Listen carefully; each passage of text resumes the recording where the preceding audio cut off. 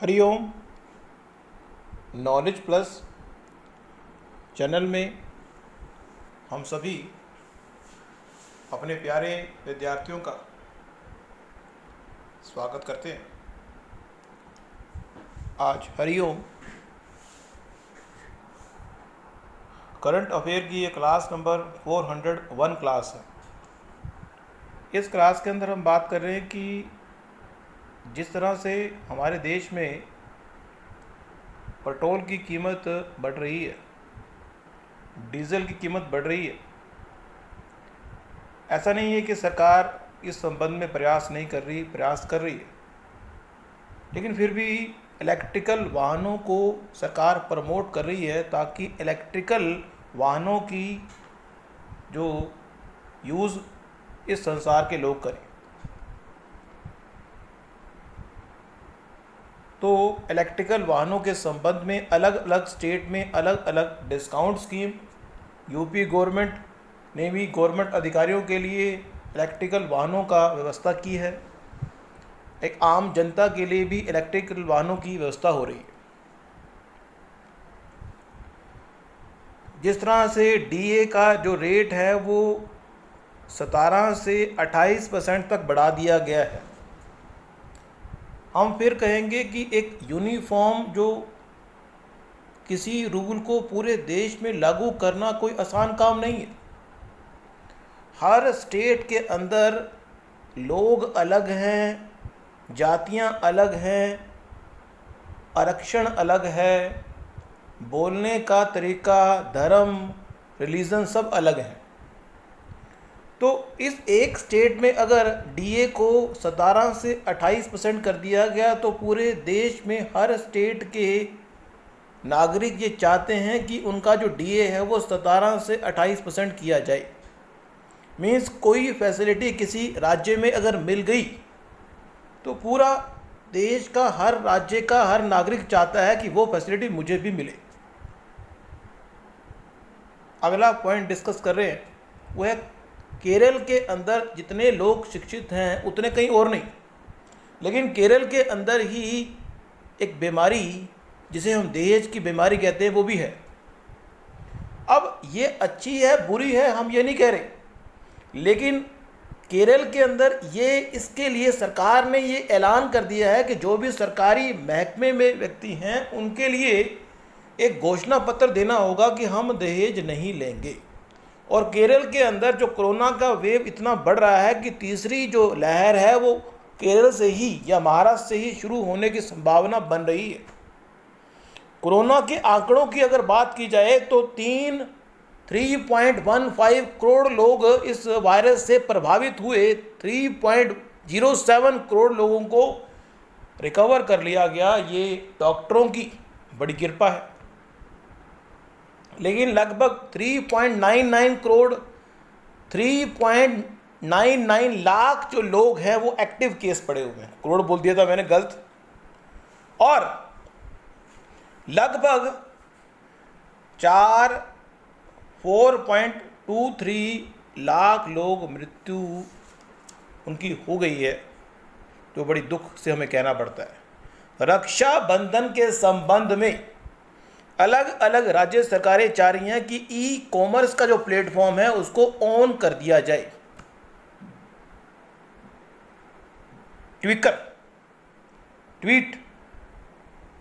Twitter जो है एक ऐसा प्लेटफॉर्म है जिसमें लोग अपने विचारों को शेयर करते हैं, लेकिन ये सोशल मीडिया प्लेटफॉर्म जो साइट्स हैं उनके ऊपर इन साइट्स को चलाने वाले व्यक्ति अगर इस बात का ध्यान रखें कि जो मीडिया पे चीज़ें फैल रही हैं वो गलत ना हो, इसलिए किसी भी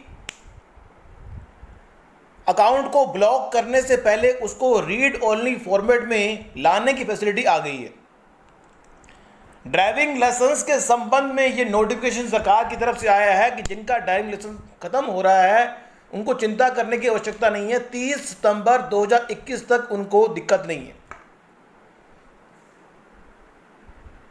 इंटरनेट की फैसिलिटी में महासंग्राम चलता जा रहा है कि जियो अपने जो कंज्यूमर हैं उनकी संख्या को बढ़ा रहा है और एयरटेल को नुकसान हो रहा है।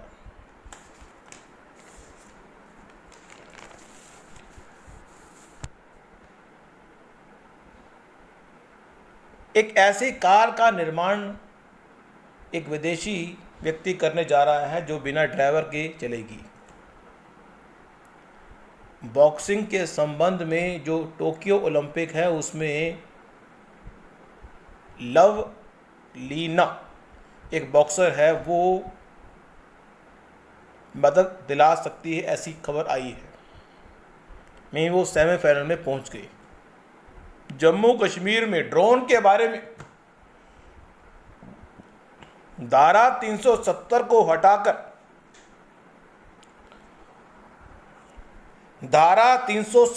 हटाकर जम्मू के लोगों पर कर दिया है गवर्नमेंट ने एहसान, लेकिन फिर भी ड्रोन देखने को मिल रहे हैं, पाकिस्तान के माध्यम से मिल रहे हैं, चाइना के माध्यम से मिल रहे हैं। मीन्स आतंकवाद अभी भी खत्म नहीं हुआ।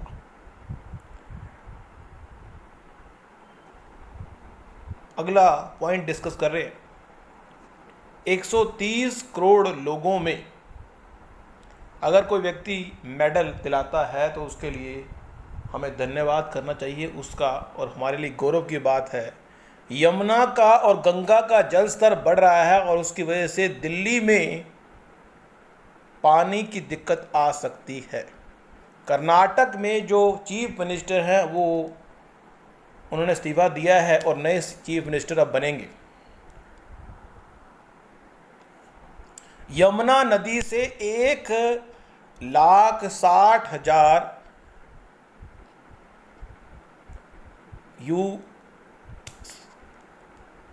यूकेच एक पैमाना है, इतना पानी छोड़ा गया है। और अगर कोरोना के आंकड़ों की बात की जाए तो 44,230 लोग डेली 24 घंटे में कोरोना के केस आ रहे हैं और 45.60 करोड़ लोगों को वैक्सीनेट कर दिया गया है। जहां अमेरिका में 18 करोड़ लोगों को वैक्सीनेट किया गया है, वहां पे इंडिया में अब यूपी गवर्नमेंट ने कहा है कि जो अनाथ बेटियां हैं उनको 1 लाख रुपए दहेज के रूप में या शादी के रूप में दिए जाएंगे गवर्नमेंट की तरफ से। यूपी गवर्नमेंट ने ये भी कहा है कि 152 जो रेलवे स्टेशन हैं उनका हम उनको विकसित करेंगे और बिजली की दरों में कोई चेंज नहीं करेंगे।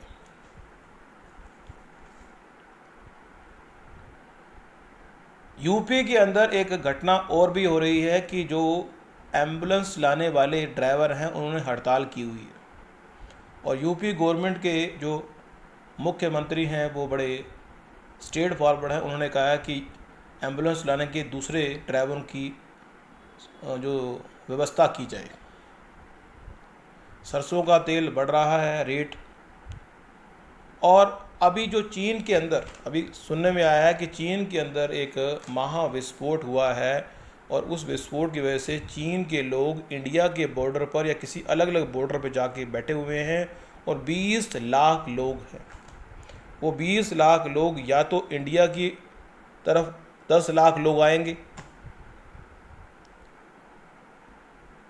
जिस तरह से धारा 370 का इफ़ेक्ट पाकिस्तान पे पड़ रहा है उसी तरह से पाकिस्तान ऑक्युपाइड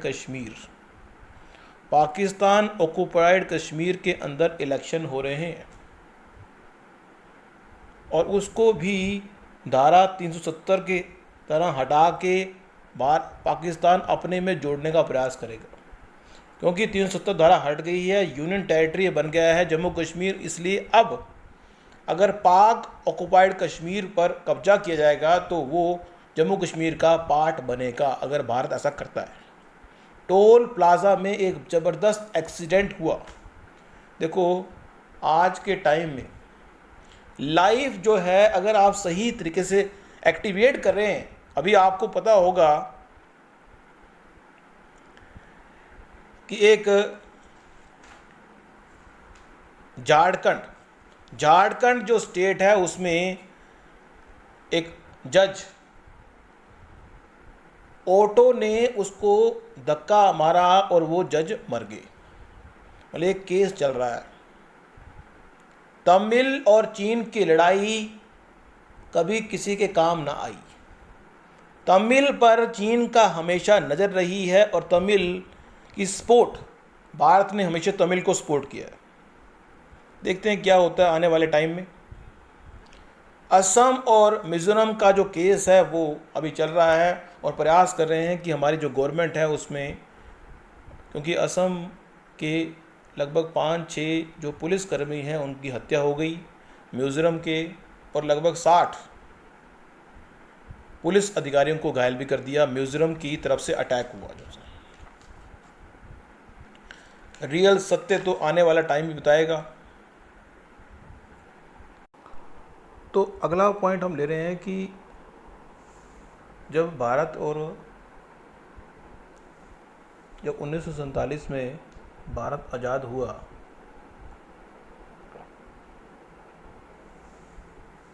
उस समय प्रॉब्लम ये थी कि पाकिस्तान और भारत, मुस्लिम जो मेजॉरिटी एरिया था वो कहते हैं भी पाकिस्तान बनना चाहिए, जो हिंदू था वो कहते हिंदुस्तान बनना चाहिए, और जो राजा महाराजा थे वो कहते हमें तो अलग से इंडिपेंडेंट अपना साम्राज्य क्रिएट करना है। उस स्थिति में जम्मू कश्मीर जो एक ऐसा एरिया था, वो अधिकतर वहाँ पे मुसलमान थे, लेकिन जो मालिक थे जम्मू कश्मीर के तो महाराजा हरी सिंह थे। वो हरी सिंह चाहते थे ना तो वो पाकिस्तान से मिले ना वो भारत से मिले, लेकिन वो पाकिस्तान से खफा थे, डरे हुए थे, कंफ्यूज भी थे। लेकिन वो पाकिस्तान ने जम्मू कश्मीर के अंदर इंटरनल कन्फ्लिक्ट पैदा किया और उससे हरि सिंह ने यह प्रयास किया कि भारत की मदद से अगर जम्मू कश्मीर को पाकिस्तान के चंगुल से हटाया जाए तो अच्छी बात है। उस चंगुल से हटाने के चक्कर में हमारे देश के प्रधानमंत्री उस समय के, उन्होंने धारा 370 का एक प्रोविज़न रख दिया। पाकिस्तान ने जम्मू कश्मीर के कुछ एरिया को अपने कब्जे में लिया तो उसको बोला POK, पाक ऑक्युपाइड कश्मीर, और उस एरिया का कुछ हिस्सा उसने चाइना को भी दिया, तो वो कहा गया चाइना ऑक्युपाइड कश्मीर। अब जैसा ही धारा 370 हट गई है तो इन दोनों चीज़ों के लिए यदि भारत युद्ध लड़ता है तो ये दोनों एरिया जम्मू कश्मीर के यूनियन टेरिटरी के एरिया में आएंगे। अब आज की इस टॉक में इतना ही। एक लास्ट पॉइंट डिस्कस कर लें कि झारखंड के अंदर न्यूज़, जो जज है जिनकी मृत्यु अभी हुई है, देखो एक जज की ज़िंदगी, जब हम एक जज के रूप में किसी मुकदमे का फैसला करते हैं तो हमारी लाइफ में इतना संकट होता है प्रोटेक्शन के पॉइंट से। तो हमारे पूरे देश में जितने भी पॉलिटिक्स में काम करने वाले हैं, जितने भी सेना में भर्ती होने वाले हैं, उनकी प्रोटेक्शन पर सरकार विशेष रूप से ध्यान भी देती है और ध्यान देना भी चाहिए, क्योंकि जो व्यक्ति हमारे देश के लिए, हमारे देश की व्यवस्था के लिए काम कर रहा है, उसके लिए सरकार का इस तरह से मदद करना ज़रूरी है और ये स्वाभाविक भी होना चाहिए। नेक्स्ट टॉक में कुछ और नॉलेज के डेटाबेस को बढ़ाने का प्रयास करेंगे। Thank you so much for listening.